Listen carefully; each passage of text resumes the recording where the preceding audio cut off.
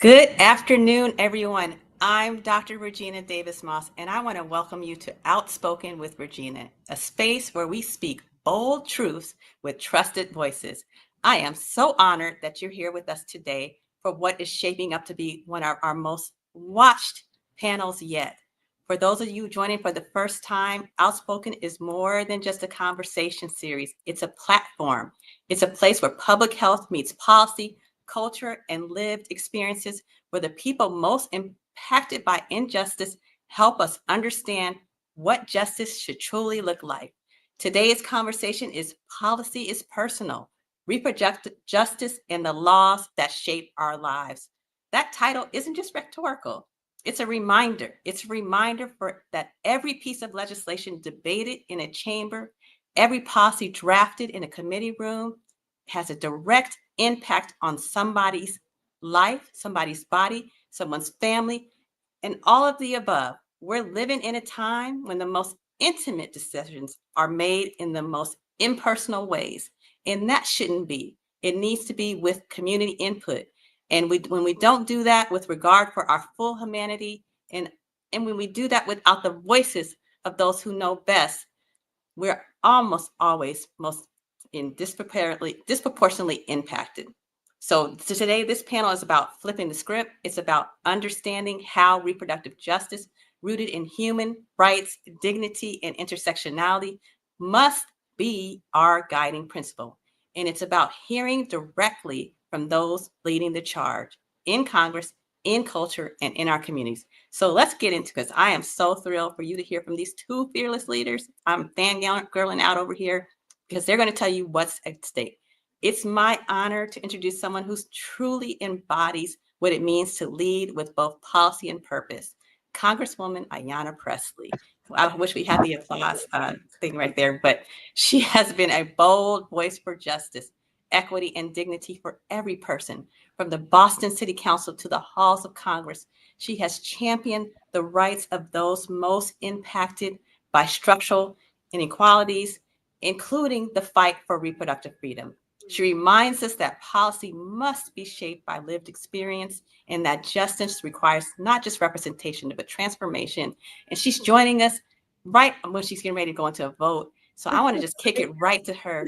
Please, Congresswoman Pressley, welcome and tell us what you want us to know, what is most pressing. Oh my goodness. First, I just want to say, thank you, Regina, for your steadfast leadership, for always standing in the gap. I appreciate the opportunity for as long as I can to speak to the intersectionality of these issues. Centering reproductive justice in all of our work. And I'll just say, you were mentioning my ethos, my practice, that the people closest to the pain should be the closest to the power, driving and informing the policy making. For me, that began in my own household, because your parent is your first teacher. And my mother taught me so much, not just about the power of organizing and of movements and the need to civically engage, but the most important education I received was in seeing the inequities and disparities and injustices that she navigated as a Black woman. And in particular, the ways in which her pain was delegitimized by our healthcare system, where she was regularly being gaslit. I think about her debilitating pain with uterine fibroids and having a radical hysterectomy far too young, and then returning to work, prematurely because there's no paid leave, and collapsing on the street on the way to return to work. So her life in many ways has formidably shaped my own policy agenda, because I know I was a latchkey kid and told not to tell people I was home alone. But she had to do that because she couldn't afford childcare, right? She went back to work too early because we don't have paid leave. She suffered and was in pain longer than she needed to be because the healthcare system questioned her pain, delegitimized her pain, because of that systemic and embedded racism within our healthcare system. And then my paternal grandmother, Grandma Carrie, I have a picture of her that sits on my ancestor wall in my home. I never had the blessing of knowing her. She died in childbirth in the 1950s, giving birth to my father's youngest brother, my uncle Jerome. And so certainly the fact that Black women in the 1950s were dying in childbirth, and now in 2025 are still 3 to 4 times more likely to die in childbirth or post-birthing complications, all of those lived experiences have shaped my own DNA code, and the fierceness with which I fight to address these injustices and do it in a way that is intersectional. And that includes with our current fight to save Medicaid. That is in and of itself a reproductive justice issue. And so as the co-chair of the Reproductive Freedom Caucus, again, this is some of the storytelling is so important. And this is, some of the work that I'm doing every day, every moment that I have in these remaining hours, because this bill, it's not a budget, it's a betrayal. Donald Trump characterizes it as a big, beautiful bill. It is big, all right, and it is ugly. And, when it comes to reproductive justice, it's especially harmful. Everybody deserves compassionate care, agency and choices, safe pregnancies, wraparound supports, as well as the ability to structurally thrive for your babies to get the nutrition they need and for your family to sustain. And when you want to deny people health care, when you want to not just deny, kick off, okay, 14 million people, we're taking it away. When you want to take food, out of the mouths of our babies, it's an urgent situation. So I just want to make an appeal that as ugly as this bill is, as much of a betrayal it is, as shameful and unconscionable as it is not an inevitability. We just need, 4 Republicans of conscience to center their constituents, their daily, struggles, and to do right by the people who sent them here. That's it. Yeah, thank you for sharing that. And I think you just really made a perfect example of why reproductive justice teaches us that you can't separate a person's ability to make decisions about whatever without understanding the conditions that shape their lives. I just saw you most recently, and you were just stressing the importance of stories and the voices behind them. I'm a public health professional, so I love data. But tell me why the stories are so important, and why policymakers must hear them. Yeah, it's important that lawmakers are that they recognize that behind every statistic, and I love data too. Not data mining for the sake of data mining, but data for the sake of changing and saving lives. And it's important that people recognize that behind every statistic is a person, is a story, is an experience. And it is by being proximate, again, to that pain, to those stories, that we better understand the intersectionality, the complexity, the nuance, but it's also how we harness the best solutions. And, again, in this current moment, my colleagues across the aisle are not listening to their constituents. In fact, I have constituents from their districts reaching out to me because they can't get an audience with their own rep. And that's just a baseline as an elected official, is to be accessible and accountable to your constituents. But they won't be 10 toes down and be accountable because they're running scared, because they know that this bill is harmful and it's also deeply unpopular.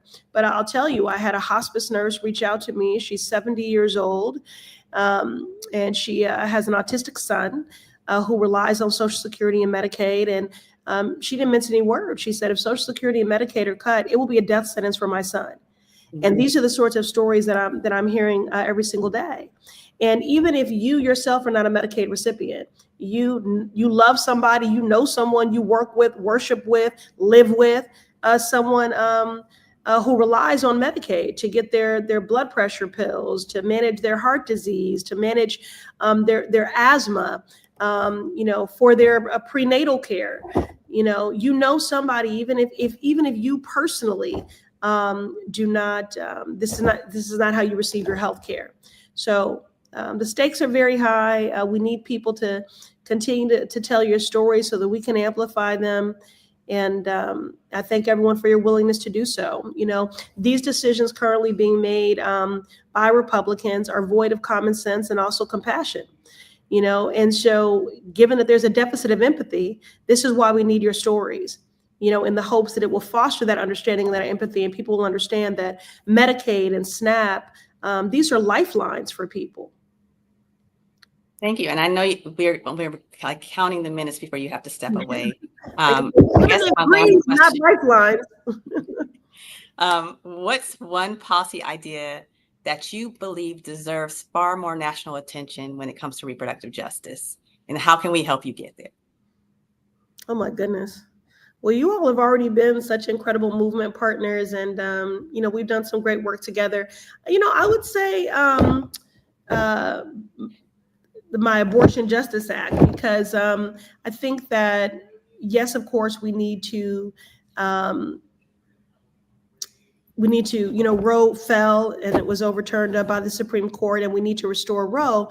But Roe was always the floor; it was never the ceiling. And even when Roe was the law of the land, there were still so many people that were being denied that essential care. I want a world where equity is a given and not an afterthought.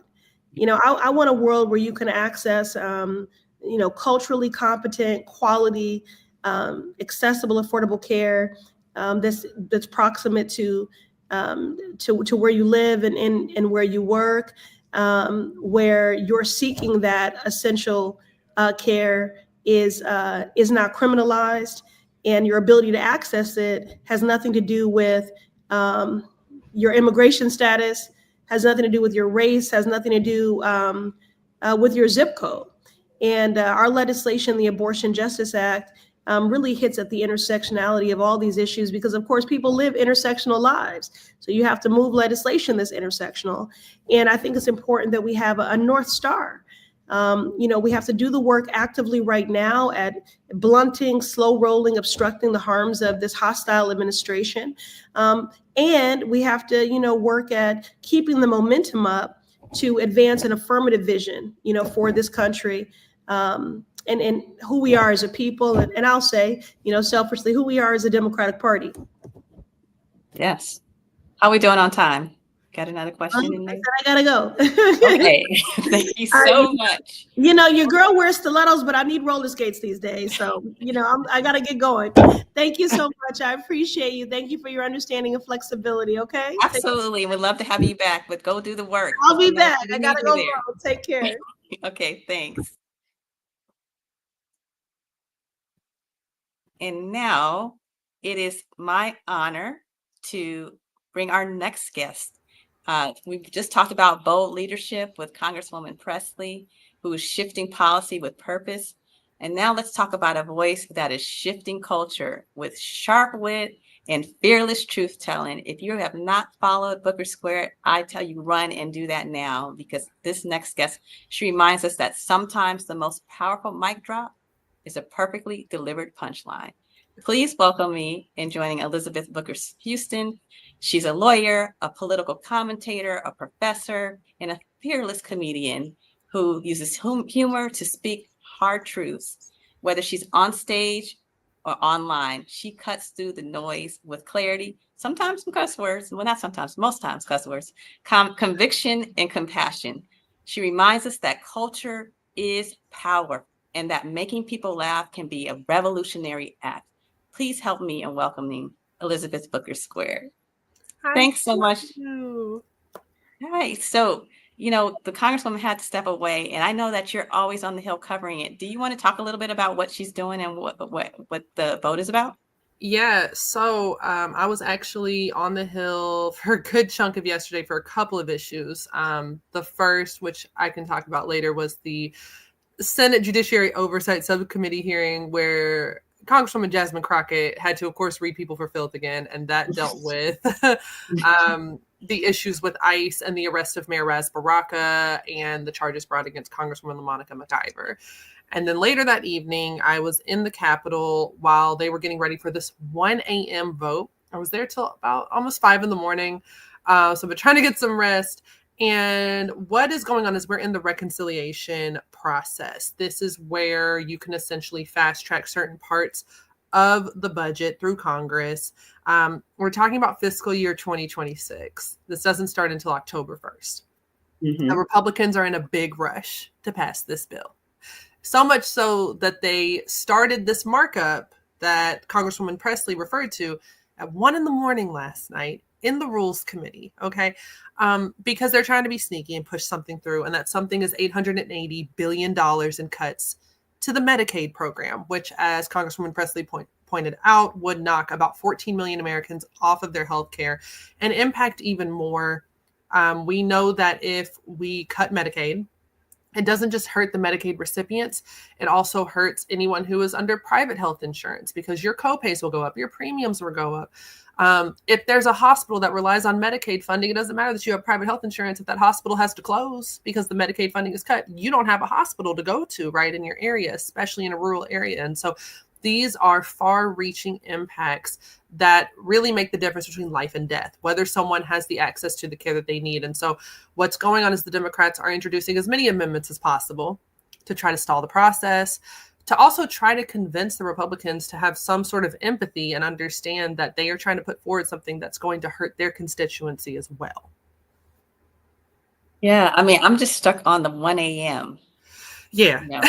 This isn't my first time being in the Capitol at night. I remember I was at a Vote-A-Rama, a similar situation where they were trying to block legislation in the middle of the night.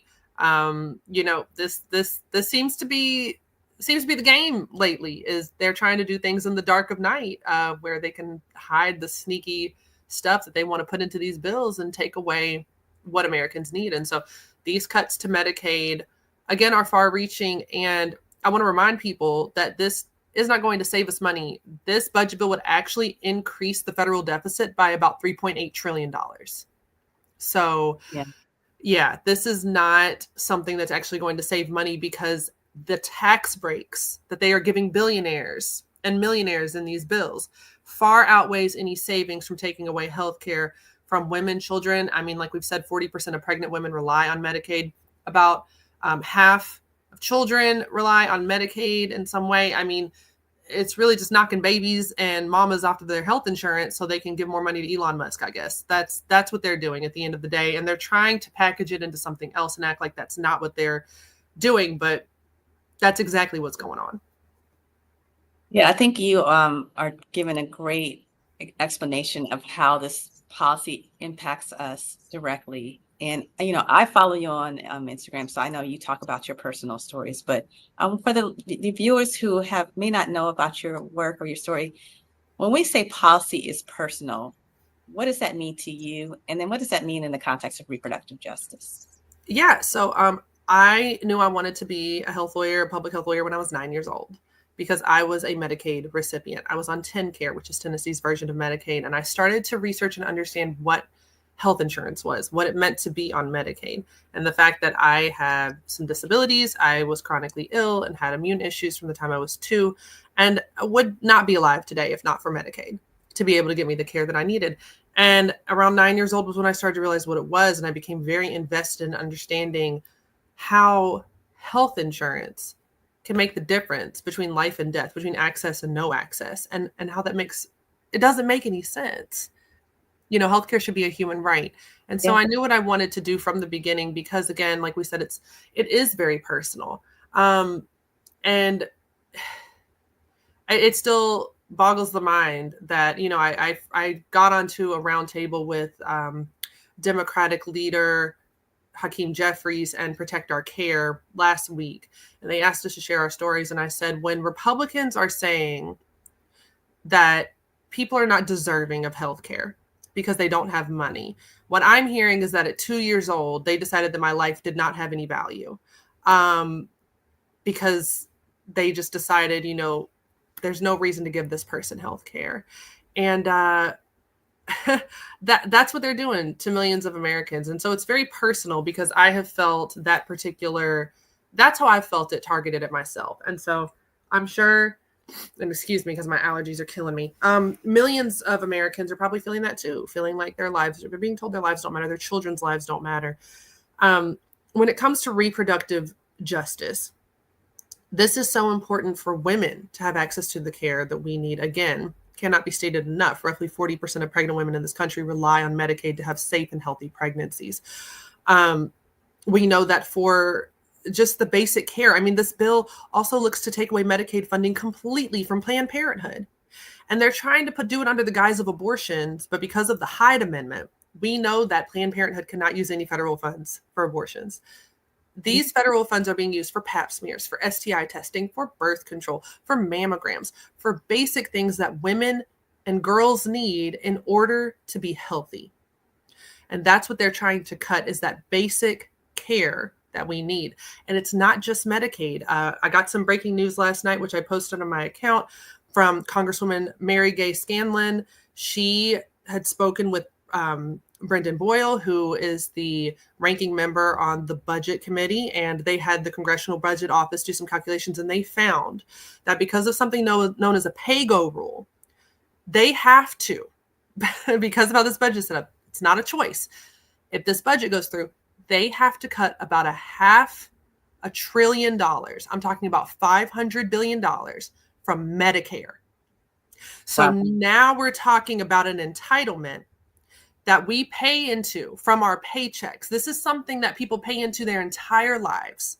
And when they get into their old age, they are supposed to have Medicare to cover their health. And we know that for women in particular, that age is positively correlated with developing reproductive cancers, ovarian cancer, cervical cancer, etc. So what I mean is, as age increases, the risk of developing those sorts of cancers increases, which means we need to have more access to testing, to detection, early detection, because the outcomes also worsen as your age increases if you get diagnosed with one of these cancers, right? So we're talking about healthcare coverage for elderly women as well. And I'm just trying to figure out how any of this is good for anyone. Again, Republican or Democrat, 80% of Americans do not want these cuts. And so it's kind of crazy to watch Republicans essentially undercut their own constituency once again. Do you think they know that? I mean, I think that's everyone's question, that how are they reconciling it? Or do you think they're just too far in and they can't turn back around?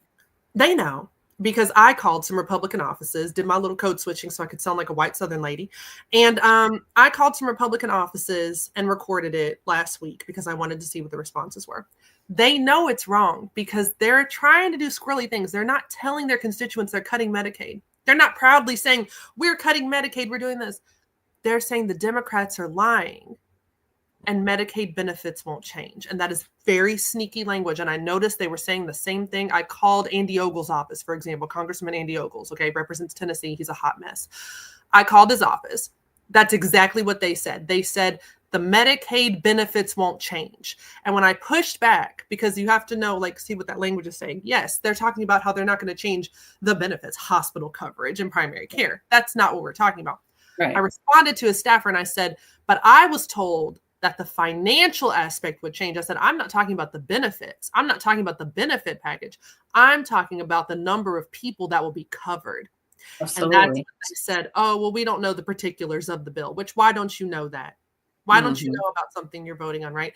And again, that goes back to this 1 a.m. vote and how it's over 1,000 pages and most of the Congress members haven't had a chance to really read it and digest it. They're really, really trying to be sneaky and push this through before anybody knows what's going on. Now, I did have one congressional office call me back, and it was Marsha Blackburn, Senator Marsha Blackburn from Tennessee. Her office actually called me back, and I got it on video, where they finally admitted that, yes, there was going to be about $880 billion in Medicaid cuts. And they said, we hope it doesn't affect our constituents. We hope it doesn't. And I was like, well, maybe you could do some calculations and figure that out, because it feels like you're running on a hope and a prayer when you can just crunch some numbers. And of course, I said this much more politely to get more information. Yeah. And the guy admitted to me that they had not yet calculated what the impact would be to the millions of Tennesseans on Medicaid and the millions of people in America. They didn't know. They had no idea, but they're going forward on this vote. And so, yeah, it was fascinating. It's fascinating because there was a time when you crafted policy, you actually had to do analysis of unintended consequences. Do you remember that? And you had to talk about, well, when we craft this policy, good or bad, what are the unintended consequences, as well as the intended consequences? And so it seems that we have, at least we're not publicizing that, or we have just stopped that part of the process, which is quite irresponsible. I wanted to talk about, you did a great, way of talking about reproductive justice, and like really making it plain. And so for those that are new, I just wanted to share what reproductive justice is. And it was founded 30 years ago by 12 Black women who came into a room. They were at a conference and there were only Black women there, and said, this conference seems to only be centered on reproductive rights, meaning the right to have an abortion. But because of things like the Hyde Amendment and other things that, we don't even, just because there's a right, that doesn't mean that we even have access to the services, abortion services. And, forget that, there are so many other things that I am concerned about before I even get to thinking about, if I needed to discontinue a pregnancy. Number one, I want to get pregnant, and they're actively trying to make me not get pregnant or get on, long-acting birth control so that I can't get pregnant. I am, I'm very concerned about things like STI testing, reproductive cancers, HIV/AIDS rates, and most importantly, resources, access, and power. I need all of those things so that I can really exercise my reproductive autonomy. And so that is why reproductive justice was created. And I always like to say, it is not this sort of utopia, this sort of thing that we, long and visionary. Always, those women said, it's based in human rights, which you talked about so beautifully, Elizabeth, which is that just by virtue of being born, doesn't matter your race, your creed, any of those things, just by virtue of being born, you have a right to these things. And when we start believing that people don't have the rights to those things because of their race, because of their sexual orientation, because of their beliefs, that's when we see other people harmed. And that's what's happening right now. We are actively making decisions about who should have access and who should have not. I want to just move on, into our next discussion, which is about, what does it look like to actually write or advocate for legislation? Obviously, our Congresswoman is gone, but I know you work quite a bit. And so I just want to talk about it from a advocacy standpoint. Having me just talk about reproductive justice, what would it look like to truly reflect principles of reproductive justice in your mind, Elizabeth, in advocacy? Oh, that's such a big question. The first thing is to start looking at women as human beings. I mean, the law does not consider us like we're humans. They have a Black woman, Ayanna Smith, right now, kept on life support. She is brain dead because she was 9 weeks pregnant when she was declared brain dead, and they want to keep her alive like some macabre incubator in like a disgusting dystopian film, but it's reality. And grow this baby who's likely not compatible with life, okay, the fetus. Just continue to keep her on life support, almost like a test subject. Somebody in my comment section said she's like the new Henrietta Lacks, if anybody's familiar with the story of Henrietta Lacks and the HeLa cells and the way they literally used, the cells from her body for experimentation while also dehumanizing her and leaving her in pain. That's an understatement. And that's what we see right now going on in Georgia in 2025 for this woman whose family has to pay the bills to keep her alive when they don't even want this. Right. Yeah. I think people don't understand that the family is still paying for the medical bills. Paying for the medical bills, and they can, if she has any sort of life insurance policy that could be used to help care for her living son, they can't collect on it right now because she's still hooked up to a machine. And so someone's still having to care for and also pay to care for her living son, who is also going through a trauma right now with his mother still plugged into a machine, but being brain dead. And that's really the first thing, is to just start looking at us as human beings. I think about so much in reproductive health care that was designed without considering women as people, telling people that chainsaws were invented for C-sections, or not C-sections, excuse me, but for birth. I would say more brutal than a C-section. Is crazy. The husband stitch. How many times have we heard about that? That's where doctors would actually do it, not just joke about it, but throw an extra stitch when sewing up a woman's perineum after having birth to make sex more pleasurable for her husband, right? Yeah. These are the things that we're seeing. And we're also seeing this disparity with Black women, where Black women are 4 times more likely to die from pregnancy or childbirth related complications than a poor white woman, regardless of the socioeconomic status of the Black woman. That's why we see women like Serena Williams being denied life-saving healthcare. And if her white husband hadn't stepped in and said, help my wife, Lord knows if she would be here today. So the racism in medicine. And so the first thing in the legislation is to make sure that women are being treated as human beings and make sure that women are the voices behind the legislation and the policy. I watched a Louisiana state legislator ask a group of women healthcare professionals, doctors, who were saying that misoprostol, which is the second part in the abortion protocol for pills, mifepristone and misoprostol, right? And it's also used to stop postpartum hemorrhage, to stop a woman from bleeding to death. This man looked at the doctors and said, but do you give a woman a pregnancy test before you give her that when she's having a postpartum hemorrhage? Postpartum hemorrhage, meaning she has just given birth to a baby. And he really asked if they were going to give pregnancy tests. Yeah. When she could bleed out in the time that they get that test to come back, and she will come up positive anyway, because it takes weeks for your HCG level to go down to 0 after you give birth. So the test is nonsense. I mean, that's what we have going on. So we need people who are actually educated in women's health, and it needs to be women.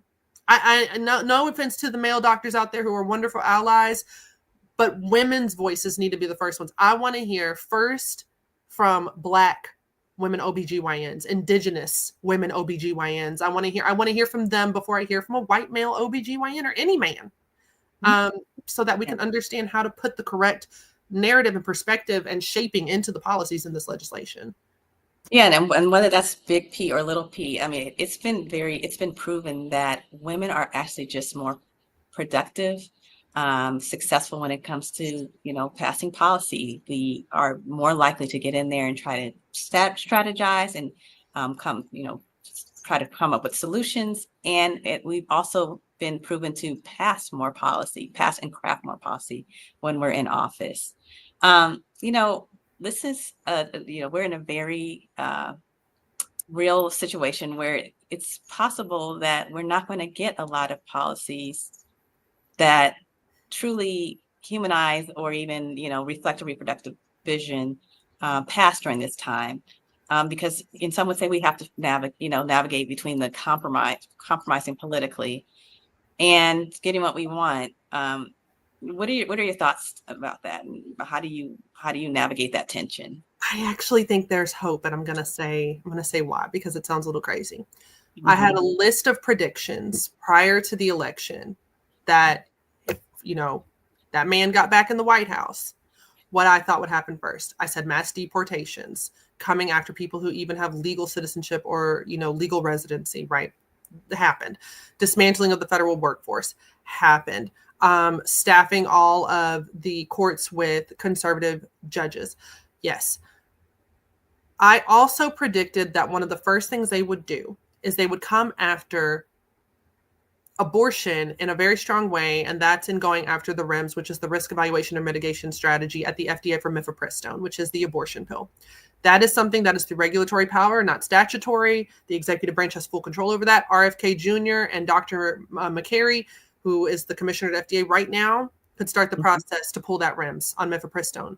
And the REMS says that you can mail it through the mail, through the U.S. Postal Service, which is federally regulated, meaning that even if abortion is illegal in a state, they can't control what somebody gets mailed, right? So that's what the Biden administration put in with this REMS. And it didn't happen.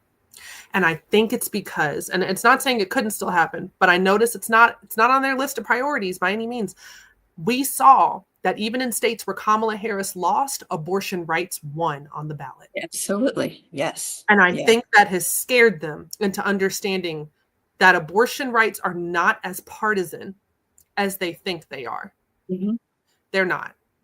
And they know it's unpopular, and they've kind of rolled back. They tried to test the waters too with coming after IVF, and now they've kind of rolled back on that. And I think they got a little shaky because they realized they don't know the women in their own party as well as they thought they did. And some of the women in their own party didn't wake up enough to swing that vote, but they woke up a little bit to understand that these men are coming after them in their healthcare too. And so I think that's where we're going to see that hope. That line right there, which every prediction, unfortunately, I had came true, except that one. And that threw me for a loop. And I say that as someone who I still work, not speaking on behalf of the federal government, obviously right now, but I still work at the FDA. Somehow I'm not fired.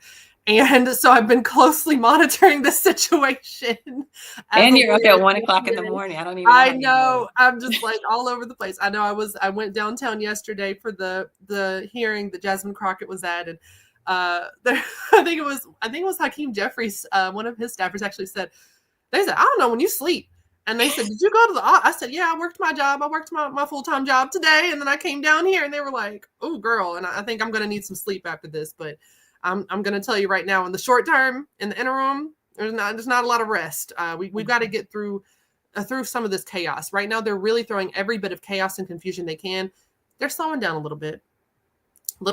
I can see little bits folding like lawn chairs on some of the legal challenges. I see it happening. And from the inside, I see what's going on. They're getting tired out and they ain't got the money or the manpower to keep fighting lawsuits. Yeah. So we've got to keep pushing forward. I keep telling folks, if I didn't have hope, baby, I'd be gone. Yeah. Okay, I'd be gone. My grandfather was French. I'd be working on getting my French citizenship and getting out of here with my family, but I'm still here for a reason. I think there's hope to turn it around. No, we need you here, so don't go over there. Yes, you can go vacation, but stay here. I don't think I need to go over there. I heard they might be putting Jared Kushner's dad as the French ambassador or something. Maybe I don't need to be over there. So. Oh. Yeah, I mean, I love that you talked about hope. We definitely need hope now. And, even the point around, they realize that abortion rights, largely people did not want that to be touched. But ironically, the same research is there for Medicaid. People, by and large, do not want Medicaid to be touched. So hopefully they will come to their senses on that. We talked about your personal story and the personal impact. We haven't talked about policy, but I think one of the most powerful things of which you have definitely shown, and unfortunately is overlooked, is culture. Whether it's the media we consume, the influencers that we follow, the language we use, that you use so colorfully, or the public narratives that frame who we see as deserving. Culture plays a huge role in how these health policies are being framed and how they're being received. And it's also determining how we experience, life, and, who's getting centered and who's being erased. I mean, we're watching Black history actively be our contributions be erased.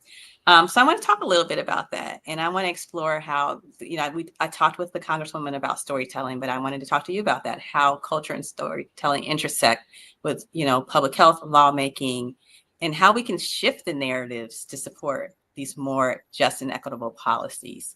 How have you seen cultural narratives, whether that's through your comedy, your media, or politics, shape public understanding of what's happening now?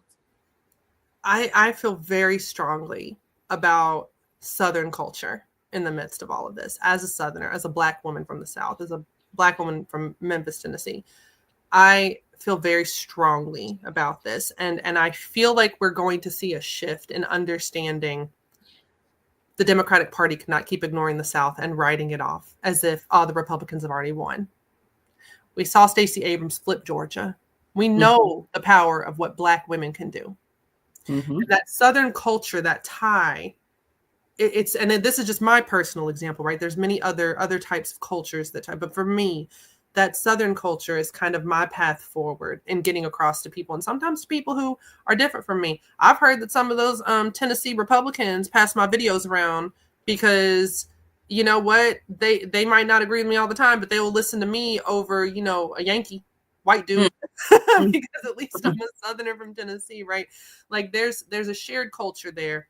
And I think especially when it comes to being a Black Southerner, there's a lot of us who have felt overlooked for too long, despite the fact the majority of Black Americans live in the South and have ties to the South. And so for me, and the way that I'm weaving culture into this, and it's not always just in your face. Sometimes it's just a phrase or a saying I use, and it just makes people pause. And when I have especially Black Southern women tell me how seen they feel when they see my videos and they see the impact I have in the spaces that I'm in, without having to censor myself, because I did it for a long time. I made a video some years ago about how I used to mask my accent. I tried to not talk. Sometimes I still slip back into a little bit when I get uncomfortable or nervous, that code switching that I know we default to for safety, security, and survival. But I made a conscious effort to not do that and not mask my culture and who I am. I know that people would hear you with a Southern accent and write you off as ignorant, or, you know, say you sound like a bumpkin or whatever else. And I got tired of it one day, and I said, this is not authentic. And I swear that was like the last little bit of just a weight that I needed to throw off for me to really flourish in what I've been doing. That was the last little piece, and to really push into my authentic self. And when I started doing that, I could feel that it was uplifting a lot of other folks, especially folks in the South. And I did a political town hall tour, and I did go to both Nashville and Memphis, Tennessee, and the turnout of just Southerners, especially Southern women, coming together right around these issues, and seeing a Southern voice with a platform. I felt that, how important that is to bring those ties together. I was told that there were some young white women who had come across my video and had no intention of voting for Kamala Harris, but they started listening to me. I'm a Black woman, but I'm a Southern woman. And they heard me. And they voted for Kamala Harris, despite the fact that their families were Republicans, right? And, you know, that kind of shift kind of makes the difference to bring those cultural ties, because we've just seen too much of it in the media where there's one type, one kind of voice, one kind of accent, one kind of image. And I think that's the important thing is, you know, this is what I bring. I think there's so many folks who, whether they're disabled, whether they come in a skinny or a fat body, whether they are light skin or dark skin, right? Leaning into whatever it is that makes us us, and realizing that we don't have to fit inside that box in order to have a platform and get our voices out there. I think that's been like the most important thing about culture, and making sure that we are able to build those connections just across demographics. And I've connected with so many creators who I don't think, I mean, truly 15 years ago, you wouldn't see these people put front and center on TV or anywhere else because they don't fit the mold. And I'm really loving seeing that change. And it's because of this new media. We're outside of the traditional media. We can do things differently. And I think it's a very good thing. I do too. You know, Feminista Jones on our last episode was talking about this, how we really need to see the different faces of Black women, and how she really wanted us to, you know, when we're talking about maternal mortality, how we need to get back to the representations of joy for motherhood, because we're scaring the That's my generations. favorite. I make videos about joyful motherhood all the time because I love being a mama. Like, it's my favorite thing ever. And yes, I agree, like talking about that, but also talking about the joy of knowing your limits in motherhood. I also talk about not falling into martyrdom motherhood. Don't think that you don't deserve what you deserve. You know, a willing partner who doesn't make you the default parent, who shares the mental load and emotional labor, you know, talking about that side of it too, that makes it joyful. But that joyful motherhood is absolutely possible and attainable. I think that's so, you know, you're talking about the martyrdom, because I feel like that is, even with the young lady who unfortunately is on life support, you know, there's a push to sacrifice everything, your life, and this, you know, to be this martyr. And the truth is, it doesn't serve anyone. And so I hope that we can get rid of that narrative, and very soon. So we talked definitely about culture. You know, let's talk a little bit more about these harmful policies. They're gaining traction. And I know you're doing a lot to push back on it, just to educate and raise awareness. We're doing that with our RJ breakdowns, because to cut through this political jargon so people understand the impact. What are some things that other people who may not, you know, feel comfortable being an influencer, but certainly can help, you know, spread the word? What are some things you would recommend? Have a call party. Have a call your congressperson party. I think that they look, they're noticing, and it does make a difference. I know it feels like it might not, but they're noticing. From what we've heard on the Hill, they're like, we haven't had calls like this. Like, this is stressing the member out. Like, got them rethinking some things, right? Even like I said, Marsha Blackburn called me back. I was like, I can't believe they called me back and had a whole 7-minute conversation admitting to me that y'all don't know what you're doing. But anyway, I watched it, and you know, he did actually say the 880. I was like, oh wow, okay. He didn't even know I was making fun of him at the end. That was the funniest part, when he said, yeah, it's very difficult. And I said, well, I just wish there were some representatives that could go to DC for us and figure this out. And he said, well, thank you for saying that. And I'm like, my God. I was making fun of you, but okay. But yes, have a call party, like save that number in your phone to go to the Capitol switchboard. I don't want to say it here because I might say the number wrong because I'm out, but you can look it up. It's the Capitol switchboard number. And you ask for your representative, you just say their name, it directs you to them. Have a little get together with your friends and family, and you each do this task, and you call them and you voice your opinion about what is important to you. If you want them to vote yes or no on something, if they're not doing their jobs well, right? You can do it from the comfort of your home. And it's like 30 minutes of your time. Get together and hold each other accountable. If you did that once every other week, right? If everybody did that once every other week, the number of calls coming through so that they have to have this, and it goes in a record, right? That they have to confront it in some way. And especially if you have a Republican representative in a purpley district where they could lose their seat pretty quickly in the midterms, absolutely call them and let them know. It does make a difference. And I'm also going to be launching a regular weekly post on Substack and on my social media soon to talk about how to leave comments in the Federal Register.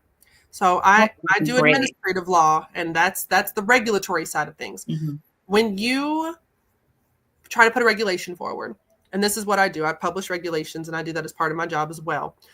You have to have comments. You have to allow comments for the comment period before it can be published. And those comments have to be meaningfully considered. Literally what we do on the agency side of things, you get people in a room, subject matter experts, and you have to look and read through every comment and go through it. Mm.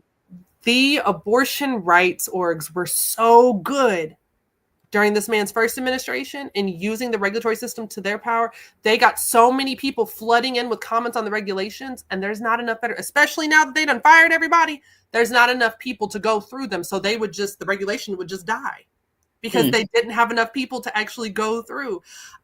So I'm going to start teaching people about that. It has been successful in the past, especially when it came to abortion rights. We can use this in all kinds of avenues. So those are just some simple ways from the comfort of your home with your cell phone. Thank you. Anything else you would say that if there was when people come to you and say, what can I do? Give each other hope and try to find the good news. I'm trying to work more on that myself because it's hard to sift through, because you'll see in the headlines all the lawsuits that came in, but you don't see all the ways they lost and folded. Mm-hmm. They don't report on that enough. So we need to make sure that we're keeping the hope going and, realistic. I don't want to give people unrealistic expectations, but you can be realistic and still be hopeful. And so if you could just find moments to reach out to one another and put a little joy in someone's world can make such a difference in just getting through this. I'm seeing that the Rep Pressley is going to come back on. Is she here? Fantastic. Okay, she's not yet. I know she's probably making her way. Oh, here she is. Great. Welcome back. Hello, Congresswoman. Can you hear us? She's on mute. Okay, Congresswoman. Yes, great. So glad. I'm so happy that you could join us. We were actually just talking about hope. And I don't know if you want to join in that. The question was what hope, but it was also like when you're talking to people who are not doing this from day to day, whether that's being an influencer, advocate, activist, and they want to know what they can do. And so Elizabeth Great just gave a number of suggestions. Are there others that you would want to offer, Representative Pressley? On hope or things that people can do? Either, yes. If there's something that you could give us that would be hopeful, that would be great, and then as well as things you can do. Well, I think first I'll just start with mindset. Which is to not operate under the belief system that this dark vision for our country, Donald Trump's America, is not an inevitability. We have to reject and resist that assumption at every turn. And I know it's easy in the overwhelm of it all, because that's their strategy, to flood the zone, to overwhelm us into an action that you're sitting at home saying what needs to be done is so awesome in scope that, I don't have the emotional capacity. I don't have the life bandwidth. And what difference would it make anyway?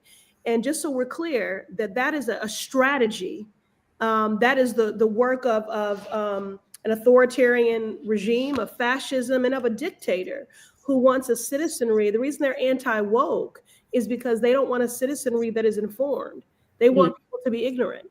They want a citizenry that is indifferent to the suffering of their neighbors. They want a citizenry that is inactive. So every time you watch a live stream, engage in a webinar, the first thing you can do is make sure that you're well informed. Because you never know when you'll be called upon to put into practice that information. So it's things like know your rights, but it's not limited to that, right? So make sure you're informed, because the best way to beat a dictator is with defiance. And so they want an ignorant citizenry, so be informed. The second is they want a citizenry that is indifferent to the suffering of their neighbor. So don't see these fights and say, well, I'm not a Medicaid recipient, or I'm beyond my reproductive years, or I'm not an immigrant, I'm not trans, so these attacks and these things need to be a priority for me. Our freedoms and our destinies are tied. And this wholesale harm means harm to every person that calls this country home. And then the final thing is they want a citizenry that is inactive. So continue to resist and to lean in. You don't have to be a congresswoman. Don't even try to play congresswoman. Bring your unique gift, right? So, someone is going to pick up a microphone and give the speech, and someone's going to make sure that microphone works, and someone else is going to write the speech, and someone else is going to make the food that fuels the people that are on the front lines of that resistance. Some people are going to sing songs, and someone else is going to write those songs. So we all have a role to play. Just bring your unique gift, but you have to bring it in. I'll just close here and say that, the work of defending our values, the work of being a better ancestor than descendant, and sending a love letter to future generations is not just for 200 plus members of a Democratic caucus. We're not just trying to navigate the next 4 years. This is about writing the next 100. So yes. I'm enlisting all of you as architects in that. And just, just to know that we all have to summon the stamina to do this resistance work. Yeah. They also need a citizenry that is divided, right? Right. It doesn't work if there's not a bad guy and a good guy. If you That's go back right. to Spiro Agnew and look at the strategy, that's what it was always about, is that there's got to be a tension. There's always got to be a division. So just remember that. That's how we can fight against that. It's just, we are more effective when we're working together. Regina, I ran into a sister today in the hallways who was here. It's demoralizing that we're still fighting for DC statehood, but she's long been a leader in that movement. And she was saying how, we have to keep fighting, because when we don't fight back, they think we like it. And that just really resonated with me. When you're asking yourself, like, how do I keep doing this? Why should I keep doing this? So that work is for all of us. And so you want to know what gives me hope? The movement gives me hope. That's where I derive strength and joy. Learning from the earlier chapters in the civil rights movement, which we're still very much in, they've given us the blueprint. That gives me hope. Yeah. And if you think about, and Elizabeth, I see you wanted to chime in, but I would just say, to that point, when you think about every major moment and when movements rise up, it's basically they have decided, the people have applied the pressure, and they have decided it's enough, right? We saw it with the water hoses and the dogs, right? Right. And that's what we need. We need us to rise up now and keep applying that pressure from the people, because I understand you're in Congress. There's only so much you can do, and it's going to require both of us, all of us, to work together. Elizabeth, did you want to say something? Just thank you, Congresswoman. I'm so sad that I've only seen you virtually a couple times now. I've been trying to, do time on the Hill, and I would love to thank you in person for everything that you're doing. So I hope I'll be able to see. Thank you. And I agree so much with what you're saying. I often remind people about the Montgomery bus boycott, because the way they try to tell this story is such a disservice to our people, and it makes it so that we get tired out easily when things don't happen quickly. And they picture Rosa Parks got tired one day, didn't think about it, and sat down. What really happened was 12 long years of planning. Everything from Thurgood Marshall being then one of the legal counsel for NAACP to then becoming the first Black Supreme Court justice, right? The voting, the marches, the setting up the funds so that people could have the funds to not have to take the bus, the churches, all of that was a 12-year plan put in place as they worked both in the community at the grassroots level, in the court system, and in the political arena toward the Civil Rights Act. That was not an overnight thing. And I feel like the way that story is told is just as if you're not just magic and you don't just, it doesn't happen to me. You don't just make this decision to sit down because your feet hurt. Well, then it won't work. But that's not how that worked. I learned the term malinformation. And that term is so perfect for this moment because it's not misinformation. It's not disinformation. Malinformation is correct information that leaves out context. And that's how that's wow. Thank you. Thank you for teaching. My goodness, I will be retelling that story. But I will credit you for that and for that new terminology. You can't credit me because I learned it from never heard. That's okay. I learned it, I think, from Ashley Allison. No. In politics, they say if after you've said it 3 times, it's yours. So that's how we operate. So I'm actually going to credit you for that. But I will say this. And Regina has heard me mention this before, just in the studying of movements, as I ruminate on what are the 3 most consistent variables in movements, successful movements, is imagination. So I always say before we do radical work, we have to have a radical dream. And again, I want to keep talking about mindset because that seems inconsequential, but that's where it all has to begin, truly.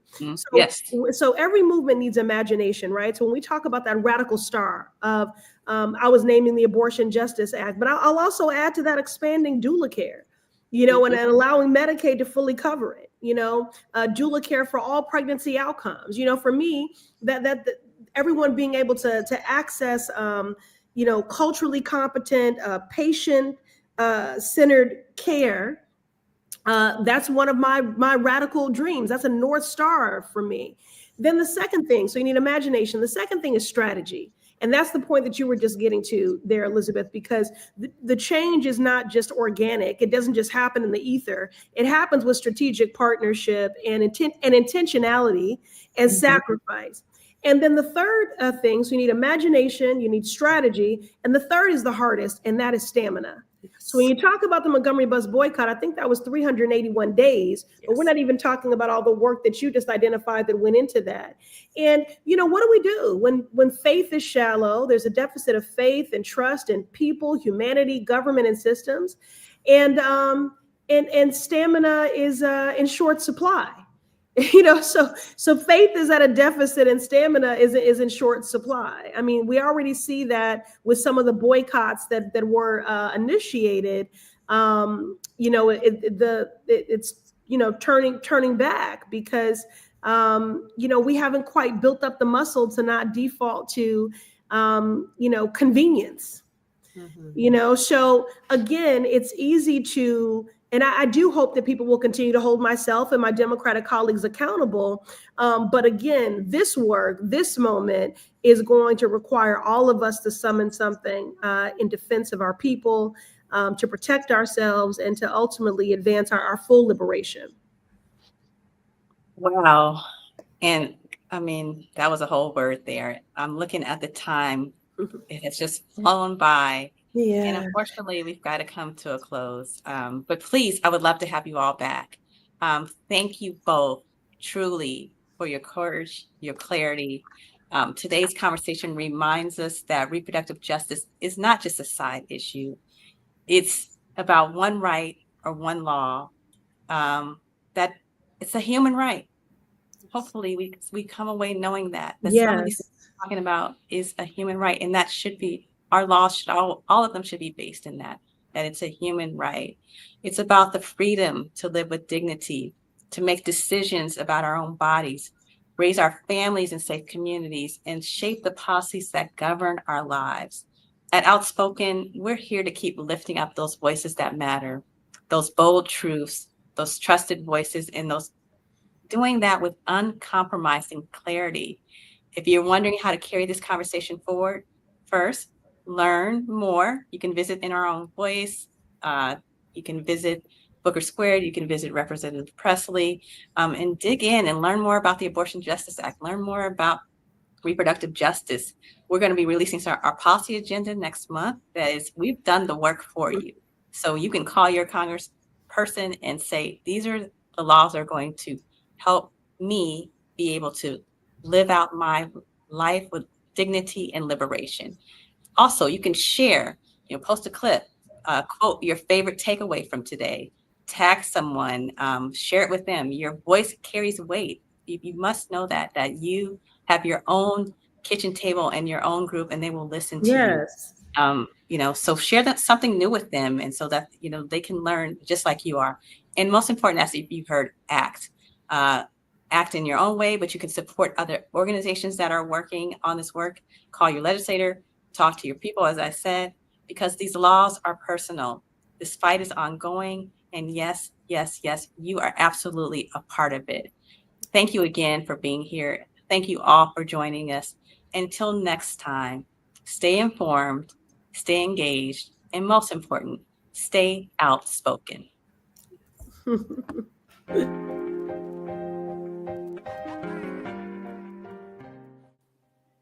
That's something that we need to understand. The storytelling allows people to see themselves and even see others more clearly. I am someone who takes a reproductive drug for reasons other than reproductive justice. So when people go, well, I don't know anybody that takes birth control for a reason other than getting pregnant. Yes, you do. You officially do. I do. And so that piece of reproductive health care being removed from me quite literally puts my life in danger, right? So the disinformation that people are only taking birth control or any other type of reproductive drug, that this type of reproductive health care is only to avoid a certain outcome instead of protecting our health, that disinformation needs to be countered with stories. I think you just gave a perfect example of how a story can make plain what reproductive justice is. I mean, you started off by talking about it's more than just abortion. And, we always say reproductive justice is the right to have a child and the right to not have a child.